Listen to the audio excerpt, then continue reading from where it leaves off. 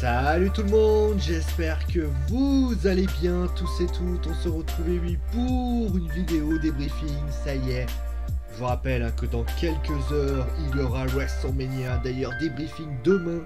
Dès que je vous ai regardé le pay-per-view, voilà, la Night One, je vous fais tout ça. Je vous rappelle d'ailleurs que demain, il y aura également les deux autres clubs en lice pour le championnat qui seront présents également dans la Food Zone, puisqu'il y aura, eh bien, le match entre Monaco et Dijon et Lyon qui fera face à Angers. Mais nous sommes partis du côté, eh bien, nous avons traversé les Pyrénées pour aller du côté, eh bien, du Classico espagnol. Et oui, le Classico espagnol qui peut parfois nous offrir des moments historiques, notamment la fameuse Manita, par exemple, qui avait notamment fait preuve de certaines choses.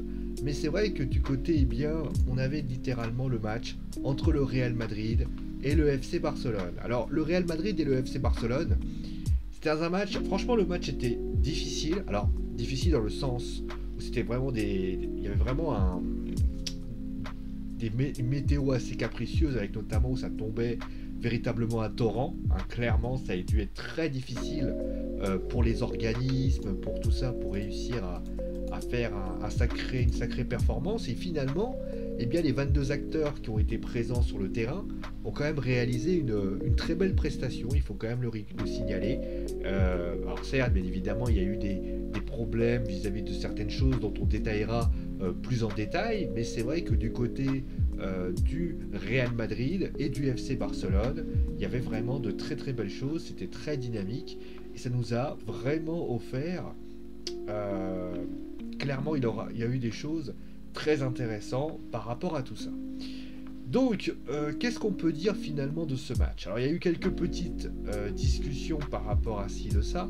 On notera tout d'abord que, alors, je commence déjà tout de suite par vous le dire, malheureusement, même s'il a réalisé une belle prestation, il n'y aura pas dans les tops et les flops. Même s'il a réalisé une très belle prestation, Lucas Vazquez ne sera pas dans les tops et les flops. La raison, elle est pour ainsi dire assez évidente.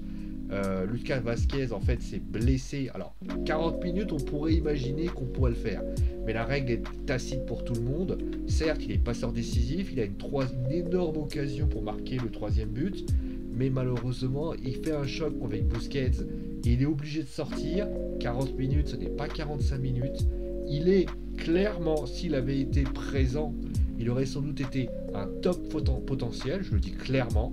Mais là, forcément, les règles étant ce qui c'est, forcément, la réalité étant ainsi. D'ailleurs, on va quand même taper, donc c'était donc Odriozola qui a donc pris sa place. D'ailleurs, Odriozola, on va en parler, forcément, lui, ça restera un flop. Encore une fois, pourquoi? Puisque Odriozola, pour expliquer, je vais mettre un petit O là, voilà, un petit O là aussi. Odriozola, pour expliquer, lui, il a fait donc plus de 45 minutes. Donc il a le droit d'être désigné en top ou en flop. Bon, on va commencer tout de suite avec donc le produit litigieux. Clairement, c'était, en fait, c'est une action qui a eu lieu notamment, je crois, à la 80e minute, si je me souviens bien. Nous avons donc un Martin Braithwaite qui vient de rentrer. Et là, il se passe qu'il y a Jordi Alba qui fait une percée, qui efface Thibaut Courtois. Il fait une frappe croisée et Martin Braithwaite, il va devant.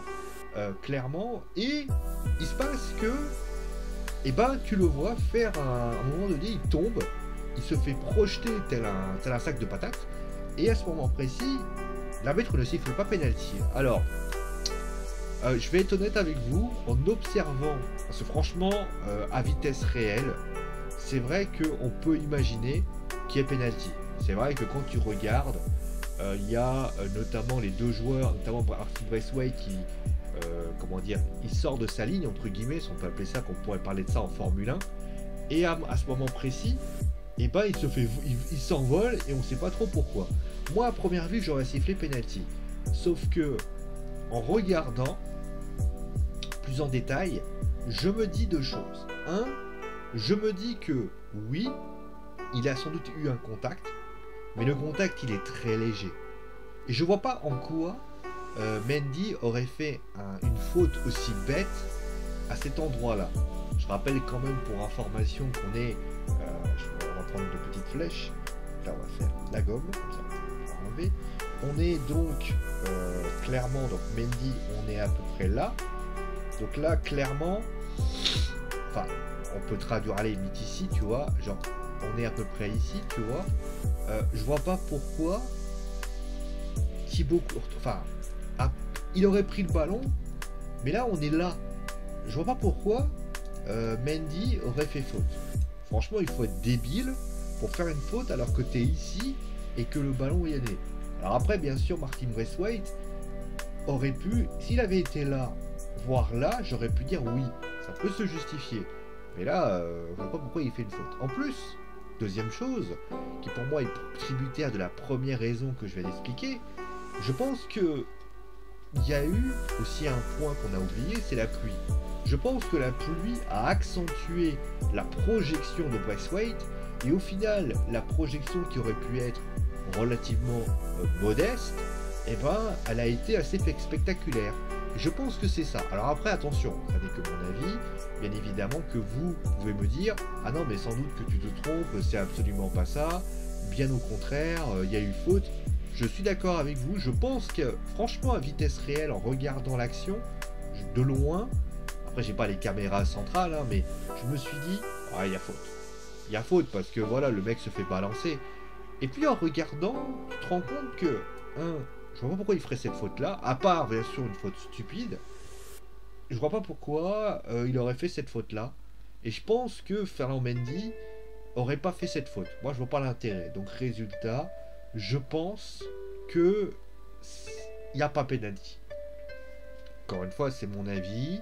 Je pense que les supporters du FC Barcelone auraient sans doute dit qu'il y avait pénalty. Les supporters du Real diront que il n'y a pas pénalty. Ça va être une interprétation et les supporters neutres, bah, ils se feront leur propre avis. Moi, je pense que par mes deux raisons que je viens de vous expliquer, je pense qu'il n'y a pas pénalty. Voilà. Après, bon, qu'est-ce qu'on peut dire finalement des deux équipes? Ben, on avait quitté le FC Barcelone, souvenez-vous, c'était, je crois, le match retour contre le Paris Saint-Germain. Je vais me remettre un peu droit parce que clairement, j'allais être un papy moujou sur sa chaise. Et le Real, je crois que j'avais fait quoi déjà? J'avais fait Borussia Mönchengladbach, ça c'est sûr. Et j'avais fait un autre match clairement par rapport à ça. Bah finalement on peut que dire une chose. Je crois que c'est le Real Atlético, je crois. Je sais plus. Bon, en tout cas, ce qui est certain, c'est que dans ce match, le Real sur la même position finalement que toutes les équipes encore en lice d'un point de vue européen. C'est-à-dire que quand tu vois le Bayern de Munich qui au final doit jouer un match de Ligue des Champions, quand tu vois que le PSG doit jouer un match de Ligue des Champions, quand tu vois que City doit faire un match de Ligue des Champions, là c'est vrai que tu es dans une équipe, dans une situation où clairement tu peux pas t'économiser, tu es obligé d'aller de l'avant, tu es obligé de donner, et ils se sont vraiment donné de l'avant encore une fois, et j'ai trouvé que en tout cas ils ont vraiment mis ce qu'il y avait à faire. Surtout que l'équipe qui va avoir lieu là, je pense que, sans faire ma fausse modestie, je ne serais pas étonné qu'elle soit encore là du côté de Liverpool. Mais je pense que franchement, cette équipe, elle est très bonne. Elle a fait vraiment mal, surtout en première mi-temps, à cette équipe du FC Barcelone, dont on va parler après. Je trouvais que franchement, c'était très intéressant. Il y avait vraiment de grandes qualités dans cette équipe. J'ai beaucoup aimé la percussion, j'ai beaucoup aimé la verticalité qui avait été proposée. Bravo aussi notamment à Karim Benzema, que j'ai trouvé exceptionnel encore une fois, mais franchement, de toute façon je vais être très clair, Karim Benzema, on parle beaucoup d'Haaland, moi je trouve que Erling Haaland, après on peut dire ce qu'on veut sur lui, moi je trouve que Erling Haaland, il a tout ce qu'il faut pour faire des choses exceptionnelles avec cette équipe. Voilà, Erling Haaland, oui il est exceptionnel, mais je pense que Karim Benzema, pour moi, tant que Karim Benzema sera l'attaquant numéro 1 du Real Madrid, je ne vois pas pourquoi Erling Haaland viendrait. Là, je pense que Vinicius, d'ailleurs, on peut même demander, avec l'éclosion de Vinicius, est-ce que Vinicius, aujourd'hui, avec Mbappé qui peut arriver du jour au lendemain, est-ce que clairement tu préfères pas plus prendre un joueur qui va peut-être remplacer Eden Hazard, parce que Eden Hazard aujourd'hui n'est pas en état aujourd'hui de pouvoir jouer, il est blessé beaucoup trop souvent, et au final peut-être mettre Mbappé avec, et peut-être mettre Benzema et Vinicius. Je pense que ça apporterait beaucoup plus et ça donnerait peut-être une qualité par rapport à ça. Mais en tout cas, ce qui est certain, c'est que cette équipe, elle a de la gueule, clairement. Ça m'étonne pas de l'avoir gagné quand tu vois ce qu'ils ont fait contre Liverpool. Ils ont vraiment fait beaucoup de jeux, c'est vraiment une équipe qui est vraiment avec un bon pressing, qui a vraiment posé des problèmes vraiment en première mi-temps. Et puis finalement, c'est une équipe qui a trouvé dans les espaces, qui a su aussi être un peu qui s'est créé les plus grosses occasions, notamment en première mi-temps. En deuxième mi-temps, c'était un peu plus difficile. Parce que Ter Stegen quand même a sauvé quand même pas mal de choses avec Lucas Vazquez en 34e minute. Il a également fait. Mais c'est vrai qu'ils ont aussi quelque chose qui est pas mal, c'est un grand gardien. On le sait, Thibaut Courtois qui a fait quand même 2 énormes arrêts, surtout en deuxième mi-temps. Mais c'est vrai que là, franchement, moi j'adore cette équipe, franchement, elle est très bien. Et elle apporte vraiment quelque chose. Du côté du FC Barcelone, malheureusement, on va pas tourner autour du pot. Le FC Barcelone aujourd'hui, ils ont les mêmes problèmes que ce qu'ils avaient du côté du PSG en fait. Quand tu as une équipe, alors certes ils ont une puissance offensive quand même pas négligeable, mais quand cette équipe, quand tu l'as vu notamment au match aller contre Paris, il y avait une force offensive, mais qu'elle avait été annihilée par le PSG, le Real ça a été la même chose. Après ça a été un peu mieux en deuxième mi-temps, mais c'est vrai qu'en première mi-temps on a senti des Barcelonais, des Catalans extrêmement fébriles défensivement. Il y a quasiment eu que tous les ballons, il y avait des espaces de tous les côtés, il y avait vraiment des difficultés au milieu de terrain, il y a des problèmes dans la récupération du ballon, dans les duels, dans l'implication, dans l'envie. Il y avait vraiment tout ce qu'il y avait à faire. Donc dans la construction et la mainmise sur le ballon, on a rarement vu des Catalans aussi peu à l'aise d'un point de vue de la gestion, on va dire, du ballon. Alors certes, ils ont fait beaucoup de passes, parce que c'est le jeu du Barça. Ils ont eu une possession de balle quand même assez importante, c'est le jeu. Mais on a eu l'impression, surtout en première mi-temps, que le Real savait quoi faire avec le ballon, chose que le Barça savait pas faire. Le Barça, clairement, je les ai sentis très fébriles, je les ai sentis en difficulté. Surtout, j'ai dit encore une fois, je répète, surtout en première mi-temps. En deuxième mi-temps, c'était bien mieux, c'était beaucoup plus agréable, c'était beaucoup plus léché. Mais, encore une fois, je trouve que cette équipe du Barça, défensivement, moi, ne m'apporte pas une sérénité assez folle, quoi. C'est-à-dire qu'en termes de qualité, en termes de complicité, en termes de qualité, en termes de générosité, quand tu vois que la première mi-temps, ils font une première mi-temps catastrophique, et qu'en deuxième mi-temps, ils sont capables justement de resserrer les boulons, aussi parce qu'il y a eu l'arrivée notamment de... Alors, j'ai plus qui c'est qui est sorti à la 45e minute, je vais le retrouver. À la 72e, c'était 62e, attends, c'est là. Donc, c'est Dest qui est remplacé par Griezmann. À un moment donné, Dest, je vais être honnête avec vous, Dest, au bout d'un moment, ça fait plusieurs fois qu'il se trouve dans cette situation-là, et clairement ça devient problématique. Mais en tout cas, ce qui est certain, c'est que cette équipe du Barça, elle ne sera pas championne cette année, ça c'est clair. Elle sera peut-être championne l'année prochaine, mais c'est vrai que cette équipe du Barça, il faut qu'elle règle ses problèmes défensifs, parce qu'elle peut pas réussir à avoir une mainmise sur un championnat avec une défense si faible, surtout quand offensivement, l'équipe n'est pas capable de marquer les buts qu'ils ont besoin. C'est ça la réalité. Voilà, j'avais pas grand chose à dire de plus sur les deux équipes. Voilà, le Real a fait le job. On peut juste dire que chaque équipe peut-être a eu sa mi-temps, mais il faut quand même le reconnaître, le Real a quand même été supérieur au FC Barcelone, n'en déplaise les supporters du Barça. Au niveau des tops et les flops, donc on a eu donc au niveau des tops et les flops, au niveau des tops, alors j'essaie d'en trouver 3, parce que chaque fois c'est toujours pareil, j'essaie toujours de vous trouver, une ribambelle et c'est pas ce qu'il faut faire. Donc vous ne soyez pas étonné d'ailleurs que ce soit que des Madrilènes. J'ai beaucoup aimé Toni Kroos, déjà, qui est passeur décisif, que j'ai trouvé excessivement doué, franchement très très bon Toni Kroos. Buteur qui a notamment il y a quand même 2 actions assez incroyables que le mec il réussit à contrer Dembélé et une fois sur Jordi Alba. Il a fait beaucoup de tentatives, il a essayé beaucoup de choses. Vraiment, moi je me rappelle rappelez-vous quand même, il y a 1 an, 6 mois, 1 an, on disait ah ouais mais Kroos, Modric, ça marchera plus. Et finalement, c'est une équipe bah, Modric, il est encore là. Toni Kroos, il est encore là. Et Casemiro, il est encore là. Et j'ai envie de vous dire, bah, c'est quand même assez impressionnant. Et ça, c'est quand même très intéressant ce qu'il pourrait proposer. Les deux que je vais mettre en top, c'est Thibaut Courtois, parce qu'en deuxième mi-temps, à un moment donné, on se dit que ça ne va pas passer. Et au final, Thibaut Courtois fait littéralement les arrêts qu'il faut. La différence entre Ter Stegen et Thibaut Courtois, c'est que Ter Stegen, il n'a pas fait d'arrêts, je crois qu'il n'a même pas fait du tout d'ailleurs des arrêts. De l'autre côté, eh bien, Courtois, il a 2-3 arrêts à faire, il les fait. Voilà. Et de l'autre côté, Karim Benzema, tout simplement parce que déjà, la Madjer, magnifique. Magnifique, magnifique ce qui a été proposé, et puis tout simplement, il s'est procuré plein d'occasions, il s'est beaucoup été impressionnant, il a essayé de faire jouer ses partenaires, il a essayé de donner aussi parfois le ballon à Vinicius, il a essayé de faire appel justement aux qualités de ses coéquipiers. Bah, j'ai envie de vous dire, bah, c'est ce qu'on demande à Karim Benzema. Alors certains vont me dire, oui mais alors, Sio, ça veut dire qu'Erling Haaland peut jouer avec Benzema.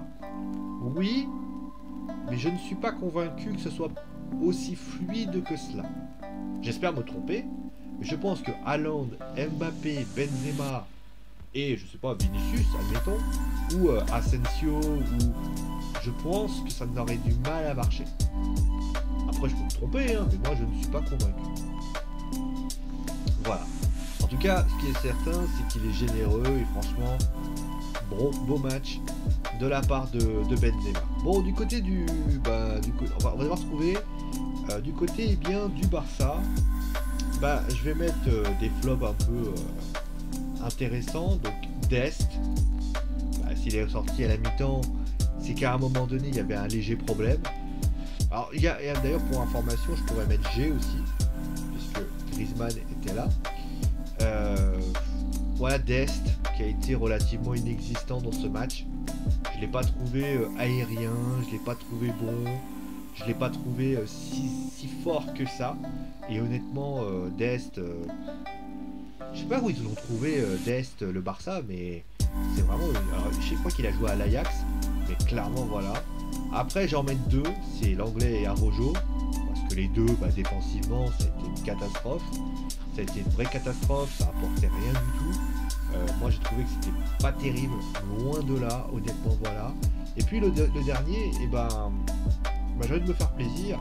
Bah, on en a beaucoup parlé, on a dit voilà qu'il est exceptionnel, qu'il est grand, etc.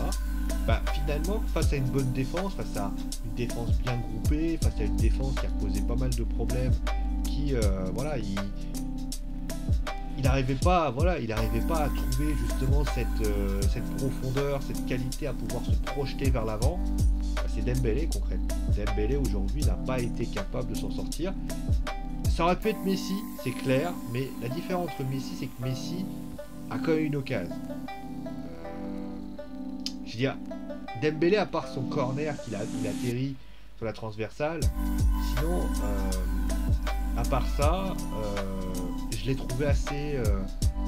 Dembélé, il n'a pas fait grand chose en fait. Ça a été un peu mieux en deuxième mi-temps, oui, alors après, oui, c'est clair. Mais c'est vrai que, à part ça, il n'a pas eu grand chose. Voilà. Voilà, j'ai pas grand chose à dire de plus par rapport à ce qui a été donné. On va se retrouver bien sûr demain pour 2 matchs de foot. Je rappelle Monaco-Dijon et Lyon-Angers. On va se retrouver bien sûr sur la première journée, la Night One de WrestleMania 37. Bien évidemment, il y aura tout ça sur Wrestling Football, la chaîne où le catch et le foot se réunissent. En tout cas, merci à vous tous d'avoir suivi l'émission. Portez-vous bien et vive le foot.